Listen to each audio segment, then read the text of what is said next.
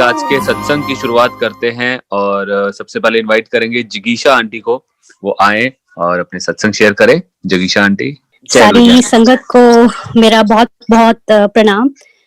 मैं जिगीशा आंटी, और आज गुरुजी ने मौका दिया है मुझे अपने सत्संग करने का, तो बहुत बहुत शुक्राना गुरुजी का। तो वैसे तो गुरुजी की महिमा को वर्ड्स में एक्सप्रेस करना बड़ा मुश्किल है, क्योंकि उनकी मेहर तो इतनी है और इतना मतलब पल पल बरसती है कि उसको वर्ड्स में आप नहीं बयान कर सकते। तो मैं गुरुजी से 2000 में मिली थी, ये 2000 में मिली थी फर्स्ट टाइम, और उनको सामने बैठे देखा तो मतलब यकीन नहीं हुआ कि गुरुजी इतने मतलब इतने स्मार्ट, इतने हैंडसम, ये पता ही नहीं चला कि ऐसे गुरुजी भी होते हैं। और मतलब उनको भगवान मानना बड़ा मुश्किल, क्योंकि सामने जब हम हमारे बैठे होते हैं कोई संत महात्मा, तो उनका ऑरा तो बहुत सुंदर लगता है, बट हम लोग इंसान है ना, हम लोग उनको भगवान मानते नहीं है, भगवान मान नहीं पाते हैं। और इसीलिए गुरुजी हमेशा कहते थे कि अपनी दिमाग, अपना अकल जूतियों के नाल बाहर छोड़ के आओ। तो गुरुजी को हमेशा मतलब हमने महापुरुष ही समझा था, बट उनको भगवान मानना बड़ा समझ नहीं आया। और ये सब गुरुजी की इच्छा होती है, क्योंकि वही अगर चाहते हैं तो वो उन्हीं के वजह से हम उन पर फेथ या उनको समझ पाते हैं। तो और गुरुजी के ब्लेसिंग्स देने के भी तरीके शुरू में हम सुनते थे तो बड़ा लगता था कि ऐसे कैसे गुरु हैं, कैसे इनकी ब्लेसिंग्स हैं, क्योंकि हमने हमेशा सुना था कि गुरुजी शुगर के पेशेंट्स को बर्फी लड्डू खिलाते थे खूब, हार्ट के पेशेंट्स को समोसे, अल्सर के पेशेंट्स को हरी मिर्च, पान के पत्ते रखकर वो ऑपरेशन कर देते थे, स्पून से एक्सरेज कर लेते थे। तो ये बातें समझ से बिल्कुल परे थी। मीन आप अगर एक नॉर्मल इंसान जो शुरू में जुड़ता है, जिसे गुरुजी के बारे में पता नहीं होता, और उस वक्त तो स्टार्टिंग थी, तो ये बड़ी अलग सी चीजें लगती थी और समझ नहीं आती थी, और लगता था ऐसे भी कुछ होता है। बट बेसिकली मेरे को जो अब लगता है इतने सालों में, कि गुरुजी हमारी श्रद्धा देखते थे। वो सिर्फ ये देखते थे कि आप लोग कितना, हम लोग उन पर विश्वास करते हैं। उसी श्रद्धा के हिसाब से शायद वो हमें अपने अपने लेवल में, जो भी जैसे भी आ पाए वैसे आए हैं हम। तो सबसे पहले मैं स्टार्ट करती हूँ 2000 में। मेरी मैरिज हुई थी फरवरी में। तो मेरे को मतलब कुछ प्रॉब्लम चल रही थी, बट क्लियर नहीं हो पा रहा था। तो खैर उस वक्त ही मम्मी का कॉल आया कि गुरुजी के यहाँ जाना है और आप लोग आ जाओ। तो मेरा जो इन लॉज थे वो मेरठ में थे, एंड मैंने कहा मम्मी पता नहीं गुरुजी कौन से गुरुजी हैं, जो भी है। तो मम्मी ने कहा कि नहीं, आप आ जाओ और चलते हैं। तो ठीक है, हमने वहां से आए रात को, एंड गुरुजी के छोटे मंदिर एम्पायर स्टेट में हम लोग गए। वो था 7 जुलाई, एंड मैंने वहां देखा गुरुजी को। इतना अच्छा माहौल वहां पे, इतना अच्छा ऑरा एम्पायर स्टेट का, और बिलीव ही नहीं हुआ कि ऐसे भी माहौल या इतना भी खूबसूरत वो हो सकता है। तो हम वहां पे गए, मैंने देखा सारे गुरुजी के चरण छू रहे हैं। हमारी बारी आई, मैंने भी चरण छुए, और मेरे चरण छूते ही गुरुजी ने बोला जा मुंडा दिता। तो मेरे को इस बात को समझ नहीं आया। फिर अंदर से लगा कि शायद नई नई मैरिज हुई है, इस चक्कर में जैसे सारे बड़े लोग होते ही हैं, देते ही हैं आशीर्वाद, तो वो यही ब्लेसिंग्स हैं जो भी है। ये चीजें बहुत बाद में समझ में आती हैं, क्योंकि मैं ऑलरेडी 3 बारी अपना प्रेगनेंसी टेस्ट करवा चुकी थी, जो कि तीनों बारी नेगेटिव था। चलो ये चीज हुई, तब तक तो कोई था नहीं गुरुजी पे विश्वास, तो बट ये सुन के चलो आ गए हम लोग। नेक्स्ट डे मैं अपने फिर इन लॉज के घर चली गई। तो मेरे अंकल ने जस्ट वैसे ही बोला कि चलो एक बारी और टेस्ट करा लेते हैं। तो मैंने कहा ओके, एंड हमने नेक्स्ट डे टेस्ट कराया और इट वाज पॉजिटिव। तो ये विश्वास होना उस वक्त समझ में नहीं आया था ना, ये पता चला कि ये सारी ब्लेसिंग्स गुरुजी की हैं, क्योंकि उस वक्त आप कुछ समझ नहीं पाते हो। आपको ये नहीं पता चलता कि ये इतनी ब्लेसिंग्स हैं उनकी महाराज की, जो उन्होंने एक बारी कह दिया और वो पत्थर की लकीर है। उस वक्त समझ में नहीं आती थी, आज समझ में आता है कि उन्होंने जो कह दिया, उनकी तो इतनी ब्लेसिंग्स है, उनका तो एक भी शब्द मुंह से निकला हुआ वो पूरा ऐसा है कि उसको कोई हिला नहीं सकता। तो खैर टाइम निकला, वैसे सब कुछ ठीक था, बट लास्ट मंथ्स में थोड़े से कॉम्प्लिकेशंस हुए। बट जो भी रहा, सारा टाइम मेरा इतना मतलब गुरुजी की ब्लेसिंग से अच्छे से निकला। एंड बेबी हुआ, वो भी मेहर थी गुरुजी की, उसमें थोड़ी कॉम्प्लिकेशंस थी, बट सब कुछ अच्छे से गुरुजी की मेहर से सब कुछ ठीक हुआ एंड बेटा हुआ जैसा कि गुरुजी ने कहा ही था। एंड बाद में मैंने मतलब ये बात मेरे को 3-4 साल बाद समझ में आई कि गुरुजी ने 7th जुलाई को मुझे ब्लेस किया था और 7th मार्च को मेरे बेटे का डेट ऑफ बर्थ है। तो ये सब उस मालिक की मेहर है और उनको जितना शुक्राना करें उतना कम है। तो ऐसे ही एक सत्संग में और शेयर करती हूँ। ये 2014 की बात है।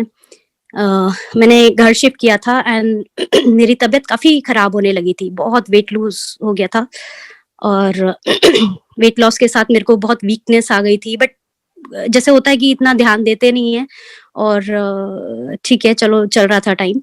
एंड उस टाइम पे सत्संग था मेरे घर पे, मैंने सत्संग रखा था।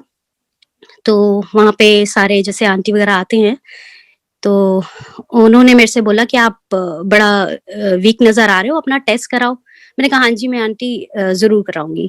देन फिर उन्होंने बोला कि कल मैंने ड्रीम देखा था कि आपके घर ही सत्संग पे आ रहे हैं और गुरुजी दही बल्ला और पापड़ी मतलब ब्लेस करा उन्होंने, या जो भी है वो आपने रखना है। तो मैंने कहा ठीक है आंटी, जय गुरुजी। तो हमने लंगर में दही भल्ले पापड़ी जो रखा और उसका भोग लगाया एंड हमने प्रसाद में वो लिया। तो नेक्स्ट डे फिर मैंने टेस्ट कराया एंड टेस्ट करा के पता चला कि मुझे ट्यूबरकुलोसिस है। जब तक नहीं पता था तब तक चल रहे थे, बट जैसे ही पता चला, क्योंकि बच्चे बहुत छोटे थे मेरे एंड इतनी वीकनेस की, उसके बाद मैं मतलब बिस्तर से उठ नहीं पाई। मैं बिल्कुल मतलब खड़े होने के भी काबिल नहीं रही, इतना मेरा मॉरल डाउन हो गया। क्योंकि कैसे होगा, क्या होगा, मेरे को कुछ समझ में नहीं आ रहा था कि इतने छोटे बच्चों को मैं कैसे करूंगी। तो खैर मेरे मदर मेरे पास आए और बोले चिंता क्यों करती है, जो गुरुजी हैं मैं हूं, तो कोई दिक्कत नहीं है, सब हो जाएगा। तो चलो जैसे तैसे हुआ, मेरा मेडिकेशन स्टार्ट हुई RML हॉस्पिटल से, डॉक्टर विवेक आर्या से। एंड बहुत इजीली, क्योंकि ट्यूबरकुलोसिस की रहती है मेडिसिन, 9 मंथ का कोर्स होता है इसमें और वीकनेस वगैरह काफी आ जाती है। तो आई डिसाइडेड कि मैं अराउंड 1.25 साल इसकी मेडिसिन लूंगी, क्योंकि मेरे बच्चे बहुत छोटे थे। बेटी मेरी 3rd क्लास में थी एंड बेटा 6th 7th क्लास में था। तो ऐसे ही चला मेरा जो मेडिसिन स्टार्ट हुई एंड बहुत अच्छे से मैं उसको रिवाइव कर रही थी, सब कुछ अच्छे से चल रहा था, कोई कॉम्प्लिकेशंस नहीं आई। 7th मंथ मेरा कंप्लीट हो चुका था, तो अब तक मेरे को काफी कुछ अपने आप करने लगी थी, कोई ऐसी प्रॉब्लम हो नहीं रही थी। तो उसके बाद सडनली 9th मंथ में मेरे को ब्रीथिंग में प्रॉब्लम होने लगी। तो सांस लेने में काफी चेस्ट में एक अलग सी साउंड आने लगी और मतलब थोड़ा सा प्रॉब्लम सी होने लगी। तो फिर मैंने अपने डॉक्टर से कंसल्ट किया। तो वो थोड़ा सा हो गया कि 9-10 महीने बाद ऐसा तो होना नहीं चाहिए, बट उन्होंने फिर मेरे को एम्स रेफर कर दिया। तो डॉक्टर से मैं वहाँ एम्स में मिली और उन्होंने चेकअप वगैरह किया। तो उन्होंने बोला कि आपके लंग्स में पानी भर गया है। तो और उन्होंने बहुत तरह के कॉम्प्लिकेशंस मेरे को बताए। तो इसी बीच में मेरे को जो आंटी ने मेरे को बोला था कि आप अपना चेकअप कराओ, उनका मेरे को फोन आता है और वो कहती हैं कि गुरुजी ने कहा है कि गुड्डू ਨੂੰ मैं लाइफ ਦਿੱਤੀ है, ਉਹਦੇ बच्चे बड़े छोटे हैं और ਉਹਦੇ लंग्स चिपकने सी, तो मैंने उसको ब्लेस किया, उसकी लाइफ ब्लेस की है। तो मेरे को वो एक मैसेज ऐसा था मेरे लिए, जो मेरे को पूरी मतलब मेरे लिए एक कहते हैं ना, मेरे लिए एक वो लाइफ का एक ऐसा चीज थी कि जिससे मेरे को बहुत सहारा मिला।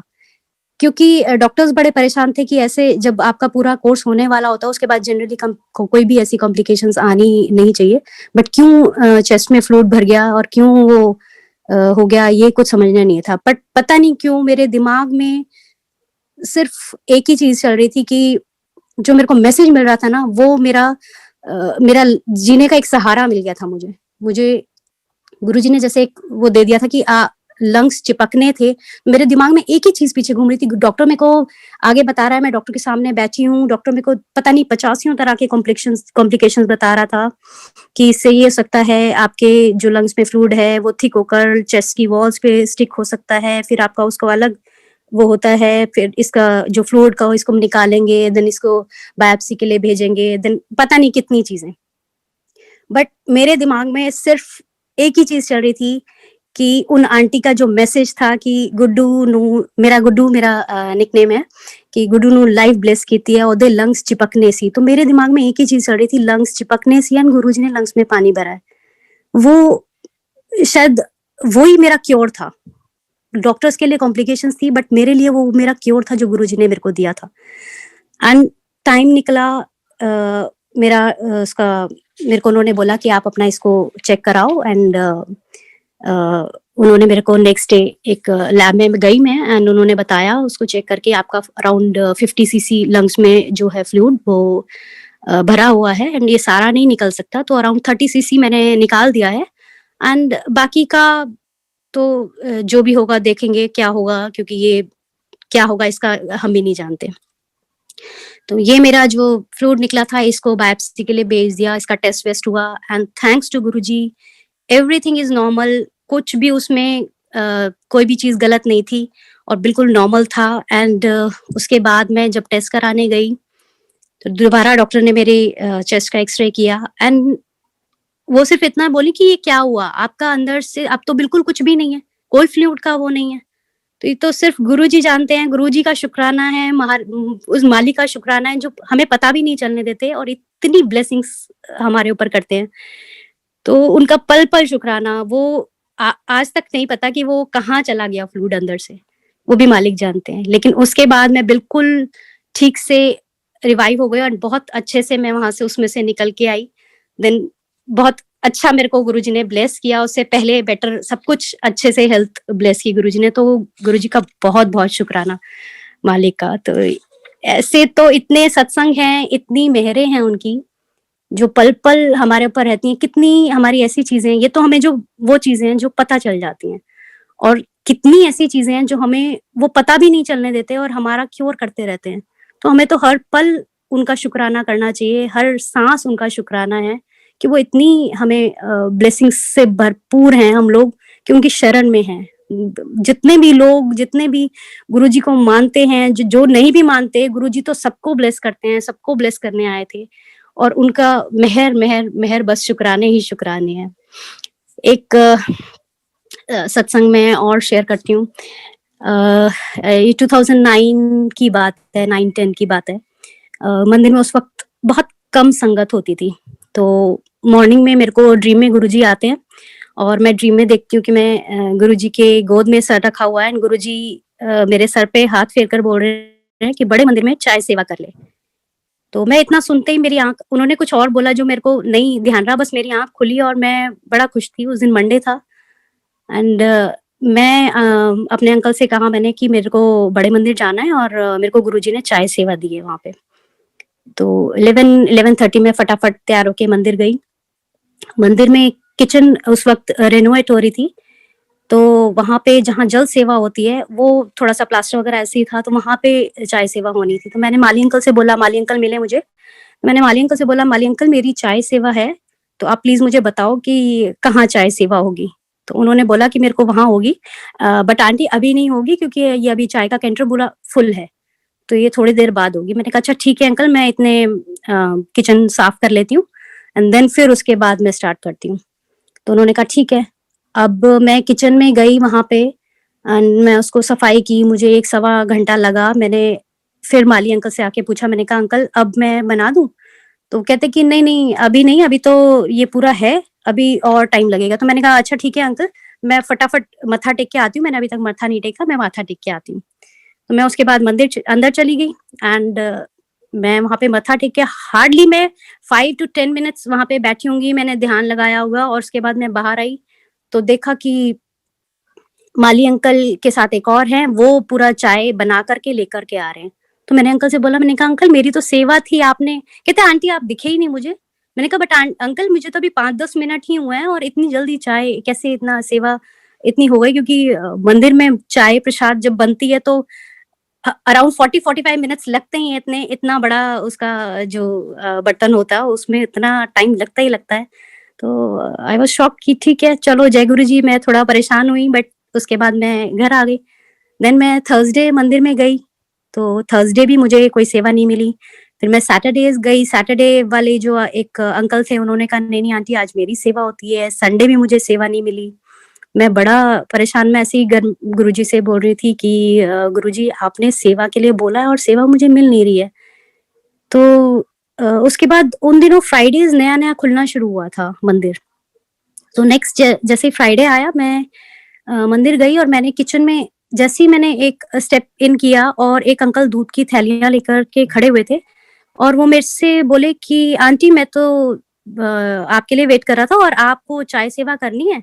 ये आपके दूध के पैकेट्स हैं और ये आपकी चाय पत्ती है, चीनी है, ऐसे-ऐसे बनती है, इतना डलता है, और वो सब कुछ मेरे को ऐसे समझा रहे हैं और मेरे को कुछ समझ नहीं आ रहा है कि ये अंकल को मैं जानती नहीं, ये मेरे को नहीं जानते, पता नहीं कैसे वो जैसे मेरे लिए वेट हो रही हो, उस दिन मेरे को ऐसे चाय सेवा मिली। मैं इतना खुश अंदर से, और वहाँ पे चाय सेवा की गुरुजी के मंदिर में, मेहर गुरुजी की, शुक्राने गुरुजी के, और सेवा करके जब मैं घर आई तब मेरे को रिकॉल हुआ कि गुरुजी ने कहा क्या था मेरे से। गुरुजी ने कहा था कम संगत वाले दिन चाय सेवा करो। तो उस वक़्त फ्राइडेज़ नया-नया खुला था, काफ़ी कम संगत होती थी। तो शुक्राना गुरुजी का, ऐसे छोटी-छोटी सेवा कैसे वो देते हैं, क्या मेहर होती है, क्या ब्लेसिंग्स होती हैं, वो तो वही जाने मालिक। बट बहुत, बहुत, बहुत शुक्राना गुरुजी का, और बहुत ही मेहर है उनकी। एक सत्संग मैं अभी लास्ट ईयर का शेयर करती हूँ। ये 2019 का है। मेरे हस्बैंड और मेरी बेटी, हम लोग तीनों मुरादाबाद जा रहे थे, एंड ये सावन का महीना जो कावड़ियों वाला होता है, इसमें जा रहे थे अपनी सिस्टर इन लॉ के घर। एंड यहाँ से दिल्ली से हम लोग थोड़ा लेट हो गए थे, एंड वहाँ पे जाते-जाते हमें रात को 10:30 बजे पहुँच गए, हम लोग मुरादाबाद एंटर किए। और थोड़ी दूर पे मेन हाईवे पे, जहाँ कोई स्ट्रीट लाइट्स नहीं होती, बिल्कुल अंधेरा होता है, वहाँ पे बिटमेन के जो ड्रम्स होते हैं, जो तारकोल के ड्रम्स होते हैं, उससे एक साइड की रोड कावड़ियों के लिए बंद कर रखी थी, और उसके ऊपर कोई हाइलाइट्स या कोई भी उस तरह अराउंड 100-120 पे हमारी गाड़ी होगी। एंड जैसे ही वो उनको नज़र आया, उन्होंने बहुत तेज़ी से ब्रेक मारी और हमारी गाड़ी रुकी। तो अराउंड 25-30 फीट पे हमारी गाड़ी रुक गई। इतने तो हम लोग कुछ और समझ पाते, इतने में ही पीछे से एक गाड़ी आती है और हमें सिर्फ़ ऐसा लगता है जैसे हमारी गाड़ी को किसी ने टच किया, और बहुत तेज़ आवाज़ आती है, एकदम क्रैश की आवाज़ आती है, और वो एक सेंट्रो थी, वो डिवाइडर से टकरा करके और 2 बारी चक्कर खा के और वो उल्टी हो जाती है गाड़ी। और हम लोग इतना शॉक होते हैं कि ये क्या हुआ? एकदम कुछ समझ में नहीं आया, क्योंकि वो इतने फ्रैक्शंस ऑफ सेकंड्स में था कि कुछ भी समझ पाना हमारे लिए मुश्किल था। हमें सिर्फ़ एक ही चीज़ लगी, हे गुरुजी, इसमें पता नहीं जो भी होंगे वो सेफ हों बस, जय गुरुजी, इतना ही मुँह से निकला। खैर हम उतरे, उसके बाद देखा तो उसमें 4 लोग थे सेंट्रो कार में, एंड चारों बिल्कुल ठीक थे। गुरुजी की मेहर, शुक्राना गुरुजी का, उनको निकाला, आस-पास के शोर सुन के कावड़िए भी आ गए। एंड ठीक है, ये सब चीज़ें सेटल हुई तो हमने कहा कि चलो अब सिस्टर इन लॉ का मेरे घर थोड़ा-सा रह गए थे कि चलो चलते हैं हम लोग। तो गाड़ी में हमने स्टार्ट करी, स्टार्ट हो गई गाड़ी, बट चलने में उसमें साउंड आ रही थी, वो चल नहीं पा रही थी। तो देखा उतर के तो पीछे बूट जो होती है गाड़ी की वो बिल्कुल ठीक थी, एंड जो पीछे बम्पर था वो बिल्कुल ठीक था, बट जो हमारा टायर था वो पूरा टर्न होके 90 डिग्रीज पे ऐसे हो गया था। किसी भी चीज़, किसी के लिए भी समझना बड़ा मुश्किल होगा कि जब आपके पीछे से कोई भी कार हिट करेगी तो वो आपके बम्पर पे करेगी, बूट पे करेगी, उस पे नुकसान होगा, बट टायर तक पहुँचना तो बड़ा मुश्किल है। और वो टायर हमारा बिल्कुल मतलब बिल्कुल टेढ़ा हो चुका था। तो ये समझ नहीं आया, ख़ैर कैसे भी वो करके गए, हम लोग गाड़ी को लेकर के गए, और उसके बाद वो भी जो मैकेनिक था वो भी बड़ा शॉक था कि आपका ये लगा कैसे? जो टायर में लगा और आपके पीछे कहीं गाड़ी में नहीं लगा। तो ये it's it's all thanks to Guruji. वो कैसे मतलब आपको आपका पल-पल ध्यान रखते हैं, आपको कैसे, कहाँ, कब, कैसे बचा लेते हैं, कुछ पता नहीं चलता। क्योंकि अगर पीछे बैठी सीट पे, बूट पे या डिग्गी पे लगती तो मेरी बेटी पीछे बैठी थी, उसको भी हिट करता, उसको भी लग सकता था। बट वो सारा जो जितना भी फोर्स था, जितना भी इम्पैक्ट था गुरुजी का ने जो उस गाड़ी का था, गुरुजी ने टायर पे डाल दिया था एंड टायर से वो बाउंस बैक होके गाड़ी जो है वो पलट गई।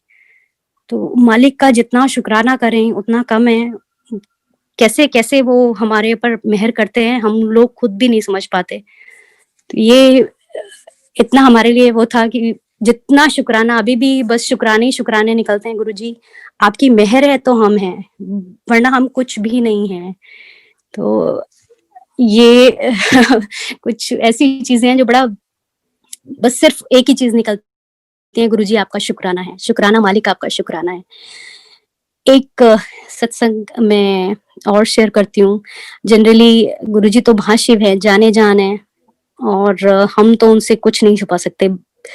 बस वो है। और आंटीज़ का जैसे सारे लोग कहते हैं कि भई आंटीज़ को कन्विंस करना बहुत ईज़ी है, बट किसी भी गुरुजी के या बाबा के, किसी भी जनरली जेंट्स को नहीं, टाइम लगता है उनको विश्वास करने में, बट आंटीज़, जेंट्स प्रैक्टिकल होते हैं बट आंटीज़ बड़े आसानी से वो विश्वास कर लेती हैं।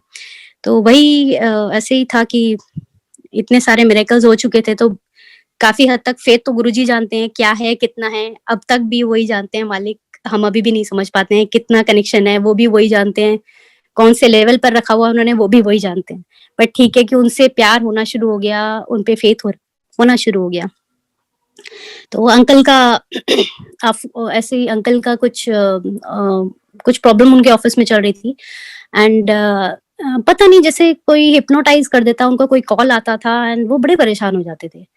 तो ये बात अंकल ने मेरे को बताई नहीं एंड क्यों क्या, वैसे मेरे हस्बैंड बहुत जॉबियल हैं, बहुत हंसमुख है, कोई ऐसा इजीली इतना टेंशन होती नहीं है जनरली, बट पता नहीं क्यों क्या था ऐसा चीज जो बड़ा मतलब उनके जैसे ही वो फोन आता था वो बड़ा बेचैन हो जाते थे, बड़ा परेशान हो जाते थे। तो मेरे को कुछ समझ नहीं आया, खैर उन्होंने मेरे को बताया भी नहीं एंड एक दिन ऐसे ही हम लोग कहीं से आ रहे थे, तो वहां से वापस आते हुए अंकल को फिर कॉल आया and मैं लिटरली देख रही हूँ अंकल के हाथ कांप रहे हैं। तो मैंने बोला अंकल से कि अंकल क्या हुआ, बट पता नहीं, जैसे भी उन्होंने नहीं मेरे को बताया। तो नियर बाय मेरी सिस्टर इन लॉ का एक घर था, तो वहां हम लोग गए, वहां थोड़ी देर बैठे एंड रात को हम लोग दिल्ली आ गए। तो उस दिन मैंने अंकल से पूछा, अंकल मुझे आप बताओ कि क्या प्रॉब्लम है। तो तब अंकल ने मेरे को बताया कि कोई है जो उनको कॉल करके उनको कुछ मतलब जैसे एक तरह से धमकी दे रहा है या ब्लैकमेल कर रहा है, I don't know exactly, but ऐसे परेशान कर रहा था।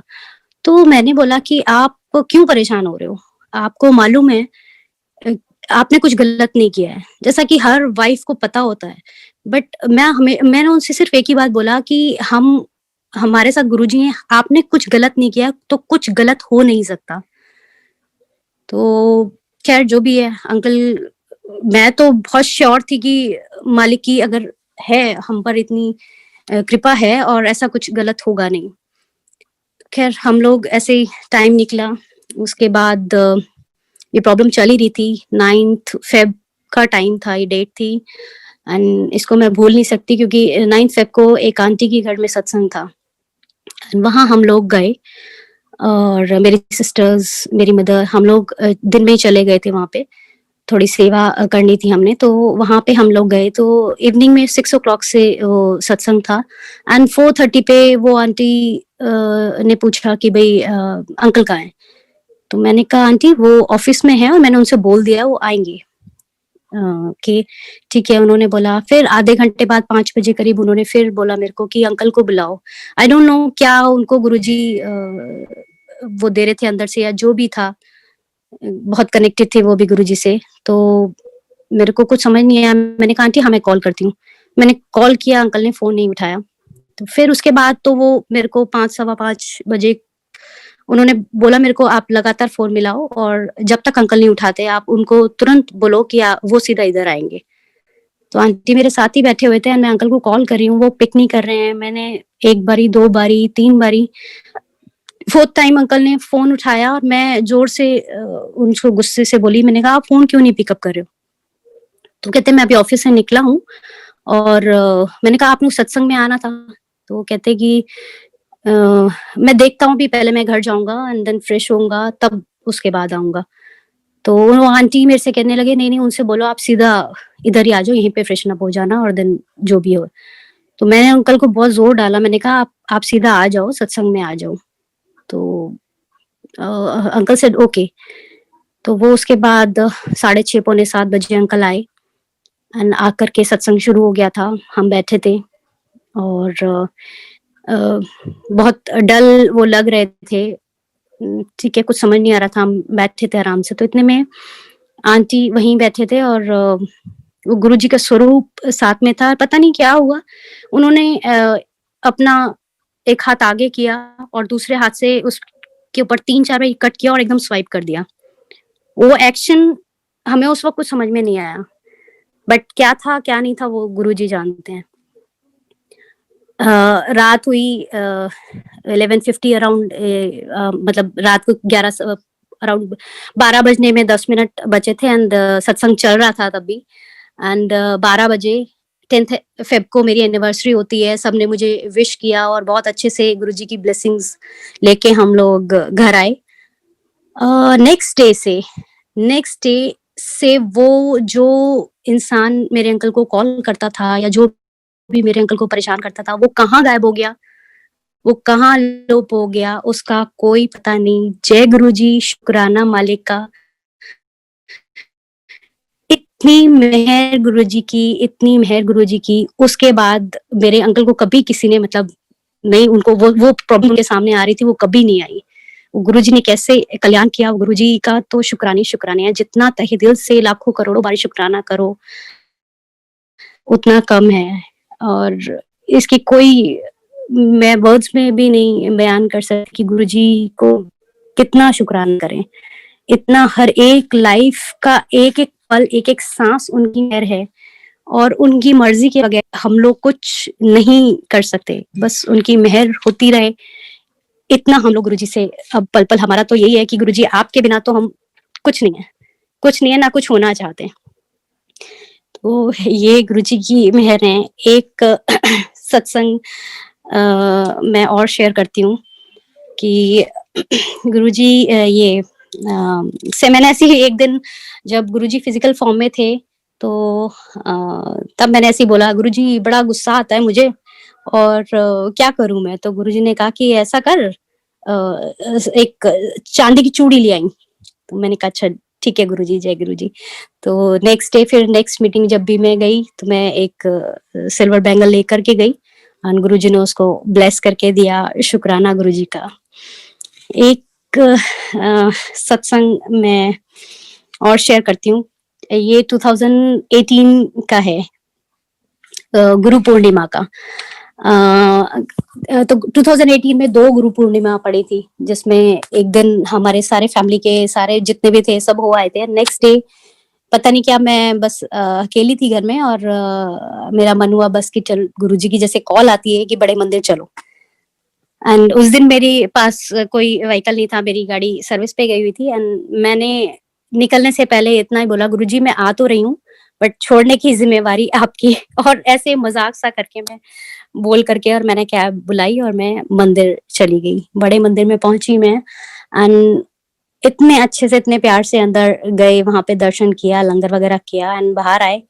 तो बाहर आके मैं शटल में चढ़ गई एंड शटल वाले मैंने उनसे पूछा, मैंने कहा भैया ये कहाँ तक जाएगी, क्या छतरपुर मेट्रो स्टेशन तक जाएगी? वो कहते नहीं नहीं ये तो राधा स्वामी सत्संग के गेट नंबर 2 पे ही छोड़ देगी आपको। तो मैंने कहा ठीक है। तो इतने में मेरे पीछे एक अंकल खड़े थे, उन्होंने मेरे को शोल्डर पे टैप किया और बोला कि आंटी आपको कहाँ जाना है? मैंने कहा अंकल मुझे छतरपुर मेट्रो स्टेशन, मैं वसंत कुंज में रहती हूँ। तो मैंने कहा कि मुझे छतरपुर मेट्रो स्टेशन कोई ड्रॉप कर देता तो वो कहते कि अच्छा ठीक है मैं आपको ड्रॉप कर दूंगा। अब मैंने कहा ओके। मैं जब शटल से उतरे तो वो और उनकी आंटी और उनका बेटा, तो 3 जने थे ये एंड उन्होंने मेरे को बोला कि आपको हम छतरपुर मेट्रो स्टेशन छोड़ देते हैं। मैं उनके साथ बैठी एंड छतरपुर मेट्रो स्टेशन पे अंकल ने पूछा मेरे से कि आप कहाँ रहते हो? मैंने कहा अंकल बसंत कुंज। तो वो कहते कि यहाँ से कैसे जाओगे? मैंने कहा अंकल कोई बात नहीं, मैं यहाँ से ऑटो ले लूंगी और मैं चली जाऊंगी। तो आंटी कहती नहीं नहीं, ऐसे नहीं, आपको हम छोड़ देते हैं। और मैंने कहा ठीक है, मुझे आप वहीं स्पाइनल इंजरीज तक छोड़ दीजिए। तो स्पाइनल इंजरीज पे पहुंचे, देन आंटी सेड कि आप यहाँ से अंदर कैसे जाओगे? मैंने कहा आंटी मैं चली जाऊंगी। बट वो बिल्कुल मेरे को घर तक छोड़ने आए एंड वही वाली बात कि गुरुजी से तो आप कुछ भी, मतलब आप एक अरदास भी कुछ भी करोगे, वो आपका हर पल ध्यान रखते हैं। कैसे वो बिल्कुल घर तक मेरे को छोड़ने आए, बहुत शुक्राने मालिक, कैसे कैसे अपने बंदों को भेजते हैं वो। और आपको पता भी नहीं चलता कि आपके सारे काम फटाफट हो जाते हैं। इतनी संगत, इतने अच्छे संगत गुरुजी ने हमें दिए है, इतना सुंदर परिवार गुरुजी ने हमें दिया है कि अब हमें पता ही नहीं चलता कि कोई काम ऐसा है कि जो हम नहीं कर सकते। वो सब पर उनकी मेहर है और इतना परिवार उनका इतना अच्छा है, इतना बढ़िया बड़ा परिवार उन्होंने दिया है कि थैंक्स टू गुरुजी। और उनके सारी संगत का बहुत बहुत थैंक्स है उनको, जितना भी कहे उतना कम है। एक सत्संग मैं और अभी शेयर करती हूँ। ये है 2019 का ही है, लास्ट ईयर का। मेरी मदर को गुरुजी ने 2002 में कुछ अपने जो क्लिप्स वाले छोटे छोटे जो गुरुजी के स्वरूप थे वो दिए थे। तो जो 7-8 स्वरूप दिए थे जिनके पीछे गुरुजी ने अपने सिग्नेचर्स किए हुए थे। तो ये तब से रखे हुए थे मम्मी के पास, 2002 से अब 2019 में मम्मी ने वो खोले और उसमें से 2 स्वरूप मुझे दिए एंड मैंने उनको लेके आई और बड़े प्यार से अपनी अलमीरा में एक पाउच में रख दिया। उसके बाद 1-2 महीने बाद मैंने कुछ किसी काम से उसको खोला एंड खोला तो वो मैंने निकाले, वो दोनों स्वरूप मेरे हाथ में आए, मैंने माथे से लगाया एंड मैंने जैसे उसको टर्न किया तो मैं बिल्कुल शॉक्ड रह गई। उसके पीछे जो सिग्नेचर्स थे गुरुजी के, वो बिल्कुल मतलब वो उड़ चुके थे, वो थे ही नहीं वहां पे। और मैं इतना मतलब अंदर से इतना परेशान मैं, क्योंकि जो चीज 2012 से अभी तक 2019 तक वो थे और वो अभी आए मेरे पास और 1-2 महीने, मतलब 1-2 4-5 दिन के अंदर अगर वो गायब हो गए तो मेरे को यही हुआ। मैंने कहा गुरुजी क्या गलती हो गई मुझसे, क्यों ऐसा हुआ, कहाँ मतलब कहाँ ऐसे चले गए? मैं अपने आप को परेशान होकर के बोल रही थी क्यों नहीं मैंने उसको ठीक से रखा, क्यों नहीं मेरे को वो प्लास्टिक पे थे, शायद पाउच से मिट गए या क्या हुआ, क्यों नहीं मैंने उसको ठीक से सेलो टेप करके प्रिजर्व किया या दोबारा लेमिनेट करवा लिया। मैं ऐसी परेशान होके मैंने मम्मी से भी बोला, अपने सिस्टर से भी बोला, मैंने कहा वो सिग्नेचर्स चले गए पता नहीं कहाँ। जैसे एक होता ही है कि आपको बड़ा दुख होता है कि कोई चीज है पहले से नहीं हो तो ठीक है, लेकिन वो एकदम आपके पास आते ही तो मेरे को यही हुआ। मेरे कहा गुरुजी मेरे से कोई गलती हो गई है जो वो एकदम ऐसे मिट गए। तो खैर ये सब निकला एंड उसी के नेक्स्ट मंथ नवंबर में मेरा बर्थडे होता है। तो मेरे को ड्रीम में गुरुजी ने दिखाया कि बर्थडे मेरा सेलिब्रेशन हो रहा है एंड मैं पिंक कलर का केक काट रही हूँ। तो जय गुरुजी, तो एक ये इंडिकेशन आई जाती है कि गुरुजी ने एक मैसेज है कि भाई आपको बर्थडे पे सत्संग करना है। तो आया, मैंने उसका सत्संग किया, संगत को इनवाइट किया एंड उसी में मेरी एक और संगत फ्रेंड है, वो पिंक कलर का पूरा ड्रेसअप होके आई एंड मैंने उनको बताया, हमने कहा ऐसे गुरुजी ने पिंक कलर का केक काटते दिखाया। तो वो कहती है आज मेरी वेडिंग मतलब मैरिज एनिवर्सरी है। मैंने कहा वाह जय गुरुजी। तो हमने केक वेक काटा दोनों ने साथ में और सेलिब्रेट किया। तो इतने में मैं कुछ काम से अंदर आई एंड मैंने उसी पाउच को दोबारा खोला और खोल करके वही थोड़ी सी फीलिंग उसको माथे से लगाया एंड मैंने जैसे टर्न किया, आप बिलीव करोगे गुरुजी संगत जी कि वो जो सिग्नेचर्स थे वो इतने डार्क कलर में दोबारा रीअपेयर हो गए। बिल्कुल डार्क ब्लू कलर का उसमें पीछे सिग्नेचर्स था। मैंने फटाफट दूसरा वाला जो उनका स्वरूप था वो निकाला, उसके पीछे डार्क ब्लैक कलर से उनके सिग्नेचर्स रीअपेयर हो गए। तो मेरी तो खुशी का ठिकाना नहीं था। इतनी मतलब ये चमत्कार ही है, मिरेकल्स ही हैं जो गुरुजी पता नहीं कैसे कर देते हैं। मैं गुरुजी को थैंक यू और यही बोल रही थी कि गुरुजी ये मेरा बेस्ट बर्थडे गिफ्ट है जो आपने मुझे दिया है। ये फीलिंग्स को बताना बड़ा मुश्किल होता है, बट जो मैंने देखा और जो मैंने फिर सबको उसका दर्शन कराया कि ऐसे ये इस पे बिल्कुल सब चला गया था और ये दोबारा अपीयर हो गए, तो ये बड़ा मेरे लिए तो बहुत बहुत ही बड़ा गुरुजी का गिफ्ट था जो मैं आज तक गुरुजी को बोलती हूँ थैंक यू गुरुजी, शुक्राना गुरुजी। तो ये कुछ छोटे-छोटे सत्संग थे अंकल मेरे और बस बाकी तो कितना जितना अब आजकल इन दिनों भी लॉकडाउन के टाइम पे भी इतने सत्संग, इतनी ब्लेसिंग्स गुरुजी की सत्संग छोटे-छोटे हम लोग अपने घर में पर्सनल लेवल पर हम लोग मिलके करते हैं और उनकी मेहर होती है, हर पल मेहर होती है और हमेशा यही प्रार्थना है कि गुरुजी आप सब पर मेहर करना, सारी संगत पर मेहर करना। बस सारी संगत आप इतना प्यारा परिवार बना के गए हो, तो सारे बहुत प्यार से रहें और आपके जो भी आपने बताया है उसी पर चले हम। तो बस इसी के साथ अंकल मैं थैंक यू कहना चाहूंगी गुरुजी का एंड इसी के साथ मैं समापन करना चाहूंगी। तो so thank you Guruji, thank you शुक्राना गुरुजी एंड थैंक यू सारी संगत का। और मेरे से कोई भी गलती हुई हो गुरुजी तो प्लीज मुझे माफ करना। Thank you uncle.